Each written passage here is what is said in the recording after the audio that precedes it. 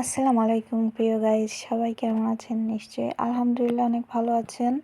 আমিও আপনাদের দোয়ায় মাশাআল্লাহ ভালো আছি। তো নতুন আরেকটা ব্লগ ভিডিও নিয়ে আমি শিউলি ব্লগার থেকে আপনাদের মাঝে শিউলি হাজির হয়েছি। নিশ্চয়ই আশা করি আপনাদের ভালো লাগবে আজকের ব্লগটাও। আজকে আপনাদের সাথে শেয়ার করব আপনার ভাইয়া নিজে হাতে মাখিয়ে গোশত রান্না করছে আর আমাকে নিয়ে মার্কেটে গেছে। সে একসঙ্গে নিয়ে বসে খাইছে। এত কিছুর পরেও যে সে আমার সাথে এত এত কিছু বলতে এত কষ্ট করার পরেও সে আমার প্রতি এই টেক কেয়ারগুলো করে, আমার কাজে হেল্প করে। এটা আসলে অনেক বড় পাওয়া, যেটা তোমাদের বলে আমি বোঝাতে পারবো না। তো এই ভিডিওটা দুপুরের সময় করা, বৃষ্টি হচ্ছিল। আমার ভালো লাগলো যে বৃষ্টিটুকু আমি তোমাদের সাথে ক্যামেরাবন্দি করি, শেয়ার করব। তো এটা তো বৃষ্টি না, বৃষ্টি এত পরিমাণে বৃষ্টি হয়, এত পরিমাণে রোদ্দুর হয়, এর কোনো টাইম টেবিল নাই। পরে বন্ধুরা ও আমাকে ওর রাতে যখন ডিউটি শেষ হয় তখন আমাকে কল দেয়, ভয়েস দেয়। ভয়েসটা শোনার আগে ও আবার কলও দেয়, বলে কি যে তুমি যদি কিছু খাও তা বলো, আমি এই 7 স্টার মার্কেটে যাব। পরে খানিক পরে আবার বলে কি যে না, তুমি কি কি খাবা, তুমি আসো, তুমি রেডি হও, আমি বাসার নিচে দাঁড়াচ্ছি। তো বন্ধুরা, প্রিয় মানুষটার সঙ্গে বাইরে রাতে হোক দিনে হোক যে কোনো সময় যেতে কার না ভালো লাগে, আর বিশেষ করে রাতের পরিবেশটাই বেশি ভালো লাগে। এরকম মুহূর্ত আসলে ভোলার না, খুবই খুবই ভালো লাগে, যেটা তোমাদের সাথে বলে আমি বোঝাতে পারবো না। আর এখানে 1700 টাকার খাবার নাকি। হ্যাঁ, তো কোথায় নিয়ে গেল আমাকে, কোন মার্কেট থেকে কিনলাম সেটাই তোমাদের সাথে এখন শেয়ার করব। চলো তোমরা দেখবা, নিজের চোখেই দেখবা যে কত কিছু আসলে কিনলাম। এখন ঠিক আছে, এখন তুমি ফুল দাও, রান্না করার সময় আছে। নাও আর কিছু নিবে নাকি নাও বিস্কিটই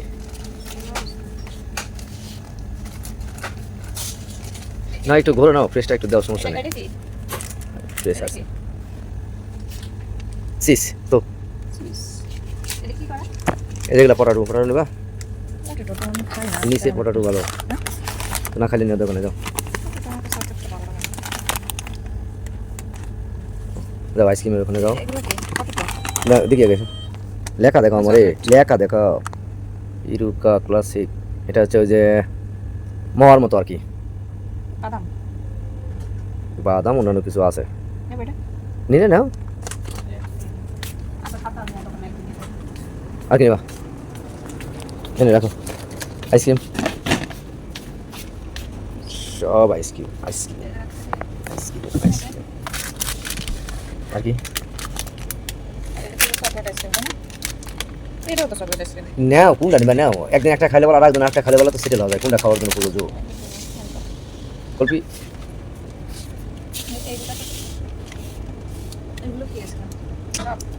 নাও একটা নাও, টেস্ট করে দেখুন।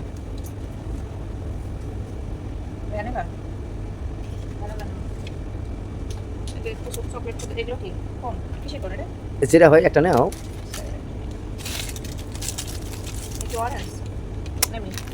ভিডিও কমা ওইদিকে দেখো, আমি এটা না, তাহলে ওইটা নাও, ওইটা নাও, বাদামের। হুম,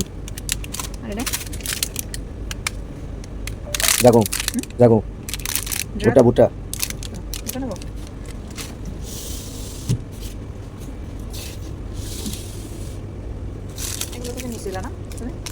এইটা আচ্ছা নাও একটা,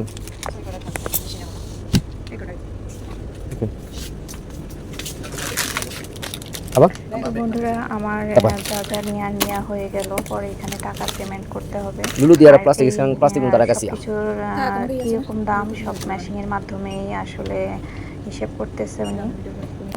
তা আসলে এই কয়টা মাল 1700 টাকা, আমার তো শুনেই পড়ার মধ্যে হা হা করে উঠলো। কি বলবো তোমাদের, এত দাম, যেটা বলে বোঝাতে পারবো না। মাত্র এই কয়টা 1700 টাকা শুনে আমি তো ও প্রথমে বুঝতে পারে না, ঠিক আছে, দামগুলো হয়তো বেশি নিয়ে এনেছে।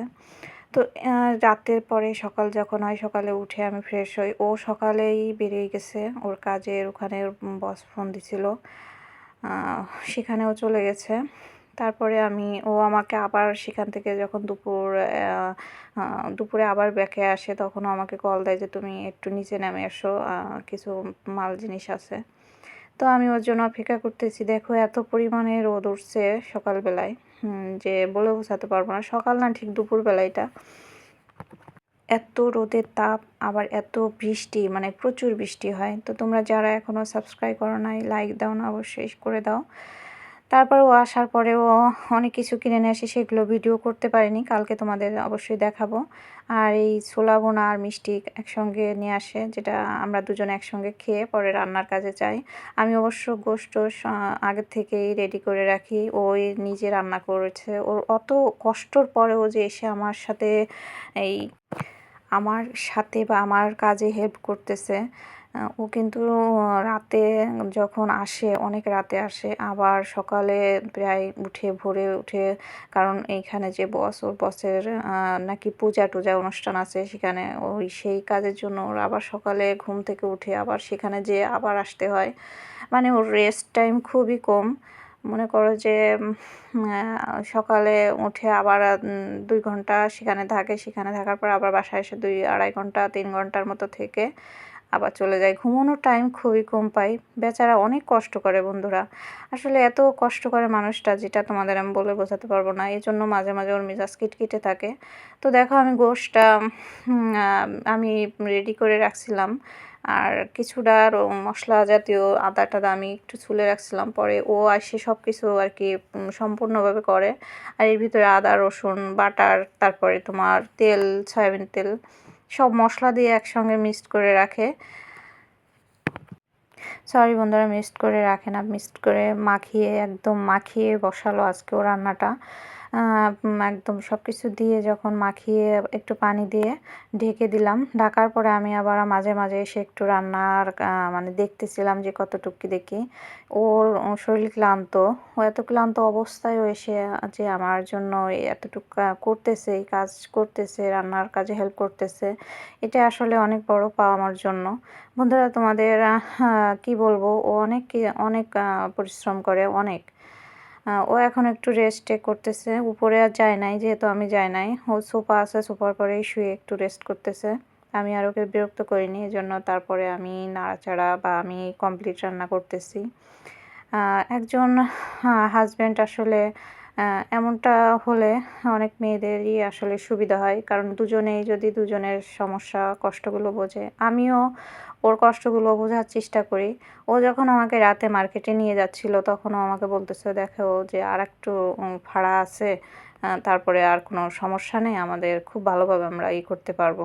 কারণ ও আমাকে যখন আনে বন্ধুরা, তখন কিন্তু ওর অনেক টাকা মানে আমার পিছনে যায়। তারপর ওর আবার মেডিকেল ছিল, ওর আবার ভিসার মেয়াদও শেষ হয়ে গেছিল। প্রতি বছর জানো যে আকামা করা লাগে।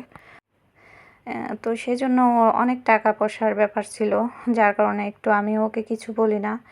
আসলে সুখ শান্তি তো মনের ব্যাপার বন্ধুরা, কখনো টাকা পয়সা বা চেহারা দিয়ে সুখ শান্তি হয় না। ওর গায়ের রং যতই একটু কালো হোক, সেটা আমার কাছে কোনো ব্যাপার না, বা আমি সেটা মনেও করি না।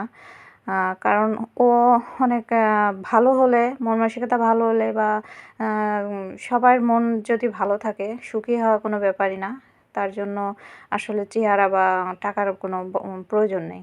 তো দেখো ও রেস্ট করার পরে ও গোসল টোসল করে ফ্রেশ হয়ে ওর আবার যাওয়ার সময় হয়ে গেছে। পরে ভাত নিয়ে নিল, একসঙ্গেই একই প্লেটে খাবো। এটাই আসলে মনে করো যে গরিব মানুষের এটাই ভালোবাসা। কারণ গরিব মানুষের কিছু না থাকলেও ভালোবাসা থাকলে সেখানে থাকা সম্ভব। আর হাজার টাকা পয়সা দেখো আছে অনেকের, কিন্তু ভালোবাসা নেই। তো এরকম আসলে জীবন কারোরই আমি কামনা করি না, কারণ ভালোবাসাটাই প্রধান আমি মনে করি। তো সব শেষে তোমাদের একটা কথাই বলবো, এটা আসলে কিসের গোশ আমি জানতাম যে গরুর গোশ। তো পরে একটু গন্ধ গন্ধ লাগতেছিল, পরে ওকে বললাম যে আচ্ছা এটা গরুর গোশ না, মনে হয় খাসির গোশ। ও যখন কিনছিল ওটা খেয়াল করে নাই। তারপরে ও বলতেছে হ্যাঁ মনে হচ্ছে খাসির গোশ। তো আমি তো খাসির গোশ খাই না। তো ভালোবাসার খাতিরে যখন এখন একসঙ্গে খেতে বসছি, তো আমি খাই না, তারপরেও দেখো আমি ওর সঙ্গে খেয়ে নিলাম। যাক, যা আল্লাহ ভরসা, যাই হবে। আমার একটু বমি বমি লাগতেছিল, পরে বিসমিল্লাহ বলে যখন খাওয়া শুরু করলাম, তখন মোটামুটি মানিয়ে গেল। তো এভাবে করে ওর সঙ্গে আমার এই এই চলতেছে। তোমরা দোয়া করো যেন আমরা ভালো থাকতে পারি, আর তোমাদের মধ্যেও এভাবে ভালোবাসা থাকুক আমিও চাই। আর একটা বিধবা মেয়েকে সে যে সাপোর্ট করছে, বা সে যে তার কাছে এসে এনে রাখছে, বা এভাবে আমাকে সম্মান করতেছে, এভাবে ভালোবাসা দিয়ে রাখতেছে, এটুকুই আমার জন্য অনেক বড় পাওয়া। তো যাক, ও খাওয়া দাওয়া শেষ করে ও চলে গেল দোকানে, ওর কাজের জায়গাতে। আকাশে অনেক প্রচুর মেঘ ডাকতেছিল, সে অবস্থায় ও দ্রুত করে চলে গেল, বলল কি যে বৃষ্টি আসবে। তা 5 মিনিটের মতো লাগলো। পরে ও যাওয়ার সময় আমি আর করিনি, ক্যামেরাবন্দি করিনি। পরে ও যাওয়ার মানে চলে গেছে, তারপরে ক্যামেরাবন্দি করে আমি বাইরের পরিবেশটা তোমাদের সাথে শেয়ার করলাম।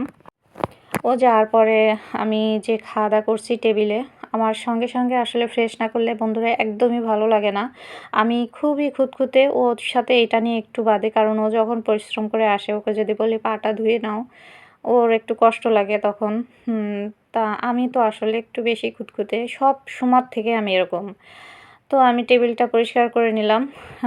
তারপরে যে খাবারের থালা বাসনগুলো ছিল ওগুলো এখন পরিষ্কার করব। পরে রান্নার ওখানে যে চুলা টুলা বা ওয়ালে যে তরকারি মানে ঝোল টোল ছিটে গেছে, ওটা আমার পরিষ্কার করা হয় নাই। তো এখন ওটা আমি একটু মুছে পরিষ্কার করে নিচ্ছি। রান্নার সময় বন্ধুরা এগুলো অবশ্যই প্রয়োজন, কারণ আমি যদি প্রতিদিনেরটা প্রতিদিন না করি, তাহলে দেখবা যে সেই জায়গাটাই নোংরা হয়ে থাকবে, আর নোংরাটা পরিষ্কার করতে বেশি কষ্ট হবে। আর এখন আমি খুবই আলতো করে দেখো মুছে নিলাম, একদমই সহজভাবে মুছে গেল, আর জায়গাটাও কত সুন্দর ক্লিন হয়ে গেল, মনটাও ফ্রেশ লাগে। পরিষ্কার পরিচ্ছন্ন থাকলে কিন্তু দেখবা যে মনটাও ফ্রেশ লাগে, গোছগাছ থাকবা মনটা ভালো লাগবে। আমার তো মনে হয় এরকম, সবার জানি না কেমন মনে হয়। তো আমি থালা বাসনগুলো ধুয়ে কমপ্লিট করে নিলাম। আজকের পর্যন্ত তোমাদের সাথে এটুকুই শেয়ার করলাম বন্ধুরা। আর আগামী দিন যেন আমি তোমাদের সাথে আরেকটা ভালো ভিডিও নিয়ে আসতে পারি।